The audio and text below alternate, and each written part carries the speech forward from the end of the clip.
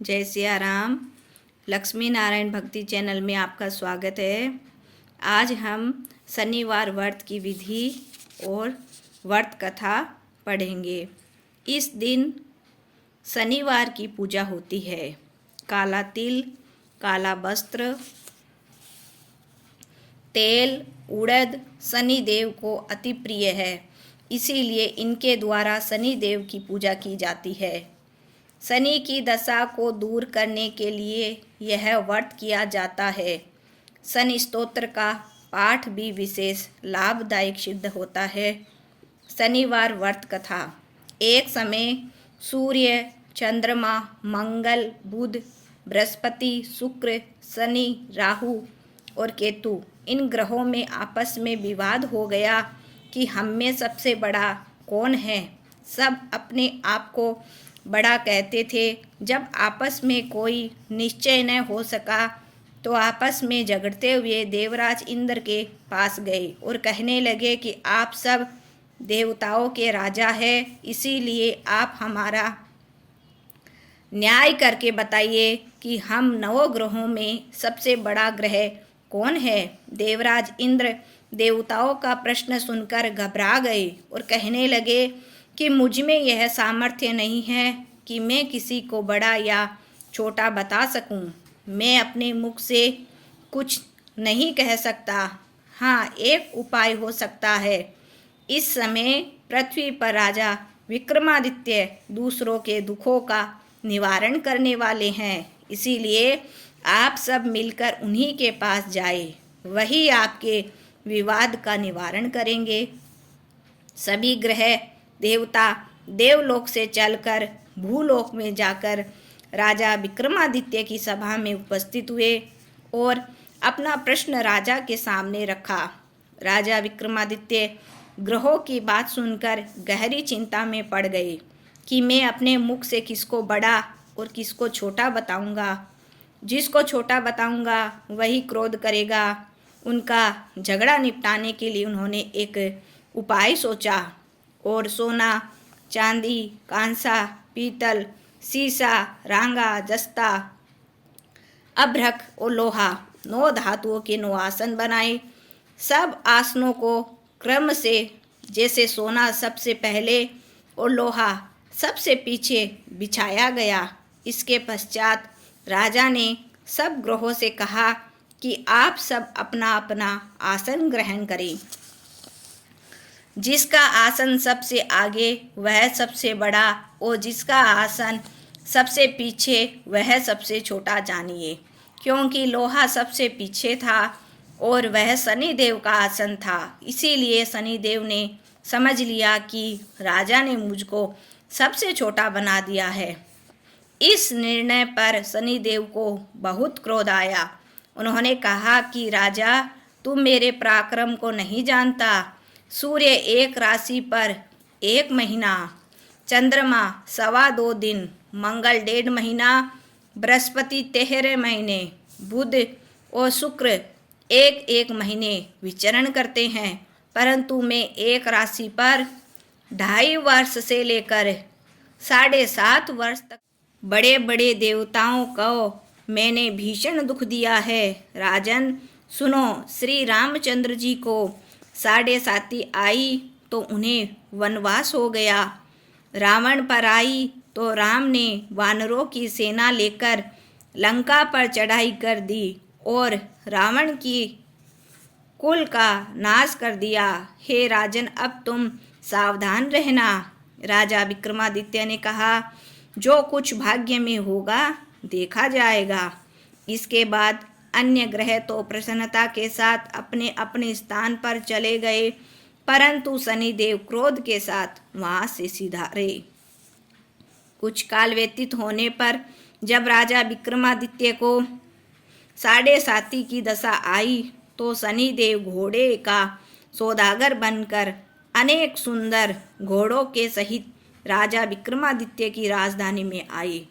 जब राजा ने घोड़े के सौदागर के आने की खबर सुनी तो अपने अश्वपाल को अच्छे अच्छे घोड़े खरीदने की आज्ञा दी।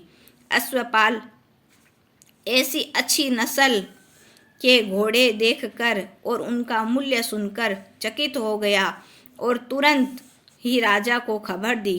राजा विक्रमादित्य उन घोड़ों को देखकर और एक अच्छा सा घोड़ा चुनकर सवारी के लिए उस पर चढ़े। राजा के पीठ पर चढ़ते ही घोड़ा तेजी से भागा। घोड़ा बहुत दूर एक जंगल में जाकर राजा को छोड़कर अंतर्ध्यान हो गया। इसके बाद राजा विक्रमादित्य अकेले जंगल में भटकते फिरते रहे। भूख प्यास से दुखी राजा ने भटकते भटकते एक ग्वाले ने राजा को प्यास से व्याकुल देखकर पानी पिलाया। राजा की अंगुली में एक अंगूठी थी, वह अंगूठी उसने निकालकर प्रसन्नता के साथ ग्वाले को दे दी और स्वयं शहर की ओर चल दिया। राजा शहर में पहुंचकर एक सेठ की दुकान पर जाकर बैठ गया और अपने आप को उज्जैन का रहने वाला तथा नाम विक्का बताया। सेठ ने उसको एक कुलीन मनुष्य समझकर जल आदि पिलाया। भाग्यवश उस दिन सेठ की दुकान पर बहुत अधिक बिक्री हुई।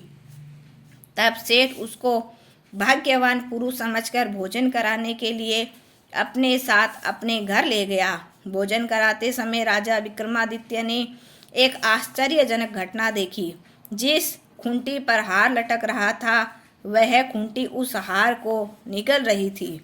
भोजन के पश्चात जब सेठ कमरे में आया तो उसे कमरे में हार नहीं मिला। उसने यही निश्चय किया कि सिवाय विक्का के और कोई इस कमरे में नहीं आया, अतः अवश्य ही उसी ने हार चोरी किया है। परंतु विक्का हार लेने से इनकार कर दिया। इस पर 5-7 आदमी उसको पकड़कर नगर फौजदार के पास ले गए। फौजदार ने उसको राजा के सामने उपस्थित कर दिया और कहा कि यह आदमी भला प्रतीत होता है, चोर मालूम नहीं होता, परंतु सेठ का कहना है कि इसके सिवाय और कोई घर में नहीं आया, इसीलिए अवश्य ही इसी ने चोरी की है। राजा ने आज्ञा दी इसके हाथ पैर काटकर चौरंगिया किया जाए। राजा की आज्ञा का तुरंत पालन किया गया और विक्का के हाथ पैर काट दिए गए। कुछ काल व्यतीत होने पर एक तेली उसको अपने घर ले गया, उसको कोलू पर बिठा दिया। विक्का उस पर बैठा हुआ अपनी जबान से बेल हाँकता रहा। इस काल में राजा की शनि की दशा समाप्त हो गई। वर्षा ऋतु के समय मल्हार राग गाने लगा। यह राग सुनकर उस शहर के राजा की कन्या मन भावनी उस राग पर मोहित हो गई। राजकन्या ने राग गाने वाले की खबर लाने के लिए अपनी दासी को भेजा।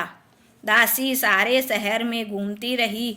जब वह तेली के घर के निकट से निकली तब क्या देखती है कि तेली के घर में चौरंगिया राग गा रहा है। दासी ने लौटकर राजकुमारी से सब वृत्तांत सुना दिया। बस उसी क्षण राजकुमारी मन भावनी ने अपने मन में यह प्रण कर लिया, चाहे कुछ भी हो, मुझे इस चौरंगिया के साथ ही विवाह करना है।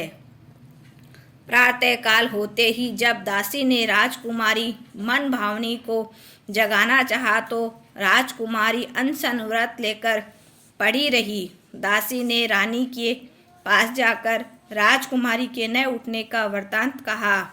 रानी ने कहा, राजकुमारी को जगाया और उसके दुख का कारण पूछा। राजकुमारी ने कहा कि माताजी, मैंने यह प्रण कर लिया है कि तेली के घर में जो चौरंगिया है मैं उसी के साथ विवाह करूंगी। माता ने कहा, पगली, तू यह क्या कह रही है? तेरा विवाह किसी देश के राजा के साथ किया जाएगा।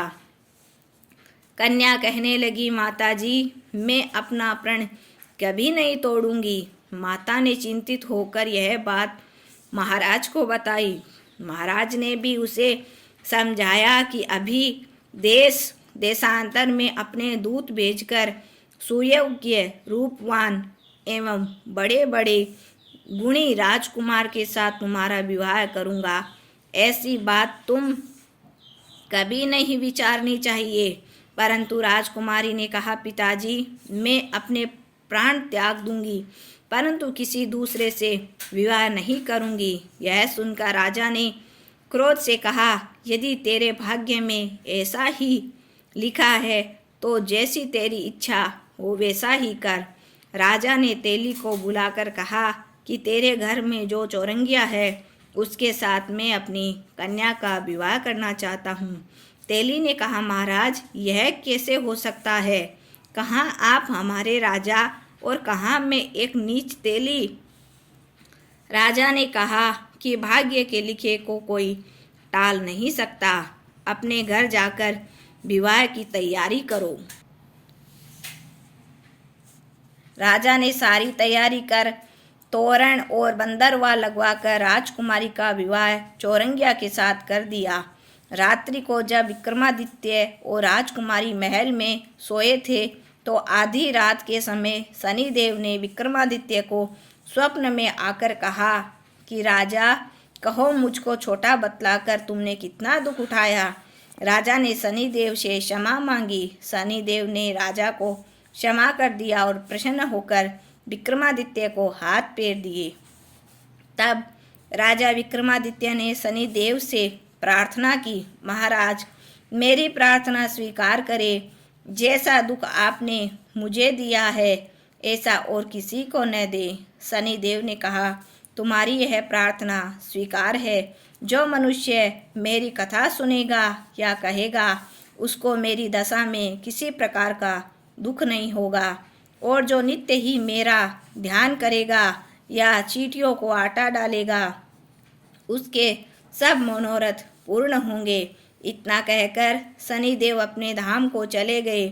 जब राजकुमारी मन भावनी की आंख खुली और उसने चौरंगिया को हाथ पांव सहित देखा तो आश्चर्यचकित हो गई। उसको देखकर राजा विक्रमादित्य ने अपना समस्त हाल कहा कि मैं राजा उज्जैन का राजा विक्रमादित्य हूँ। यह घटना सुनकर राजकुमारी अत्यंत प्रसन्न हुई। प्रातःकाल राजकुमारी ने उसकी सखियों ने पिछली रात का हाल चाल पूछा तो उसने अपने पति का समस्त वृत्तांत कह सुनाया।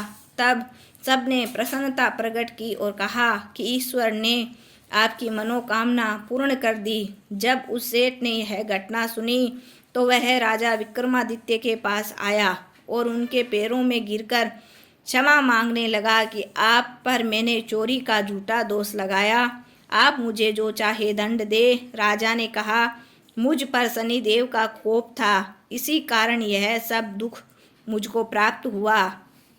इसमें तुम्हारा कोई दोष नहीं है।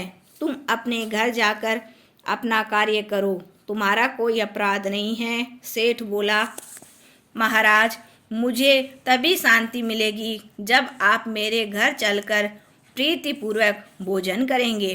राजा ने कहा, जैसी आपकी इच्छा वैसा ही करें। सेठ ने अपने घर जाकर अनेक प्रकार के सुंदर व्यंजन बनवाए और राजा विक्रमादित्य को प्रतिभोज दिया। जिस समय राजा भोजन कर रहे थे एक अत्यंत आश्चर्यजनक घटना सबको दिखाई दी। जो खूंटी पहले हार निगल गई थी वह अब हार उगल रही थी। जब भोजन समाप्त हो गया तो सेठ ने हाथ जोड़कर बहुत सी मोहरे राजा को भेंट की और कहा, मेरी श्री कंवरी नामक एक कन्या है, उसका आप पाणी ग्रहण करें। राजा विक्रमादित्य ने उसकी प्रार्थना स्वीकार कर ली। तब सेठ ने अपनी कन्या का विवाह राजा के साथ कर दिया और बहुत सा दान दहेज आदि दिया। कुछ दिन तक उस राज्य में निवास करने के पश्चात राजा विक्रमादित्य ने अपने ससुर राजा से कहा कि अब मेरी उज्जैन जाने की इच्छा है। कुछ दिन बाद विदा लेकर राजकुमारी मन भावनी सेठ की कन्या श्री कंवरी तथा दोनों जगह दहेज में प्राप्त अनेक दासी रथ और पालकियां सहित राजा विक्रमादित्य उज्जैन की तरफ चले। जब वे शहर के निकट पहुँचे और पूर्ववासियों ने राजा के आने का संवाद सुना तो उज्जैन की समस्त प्रजा अगवानी के लिए आई। प्रसन्नता से राजा अपने महल में पधारे। सारे नगर में भारी उत्सव मनाया गया। रात्रि को दीपदान की गई। दूसरे दिन राजा ने अपने पूरे राज्य में यह घोषणा करवाई कि शनि देवता सब ग्रहों में सर्वोपरि है। मैंने इनको छोटा बतलाया, इसी से मुझको यह दुख प्राप्त हुआ।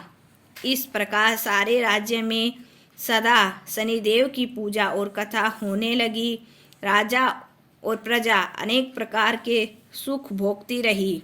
जो कोई शनिदेव की इस कथा को पढ़ता या सुनता है, शनिदेव की कृपा से उसके सब दुख दूर हो जाते हैं। व्रत के दिन शनिदेव की कथा को अवश्य ही पढ़ना चाहिए।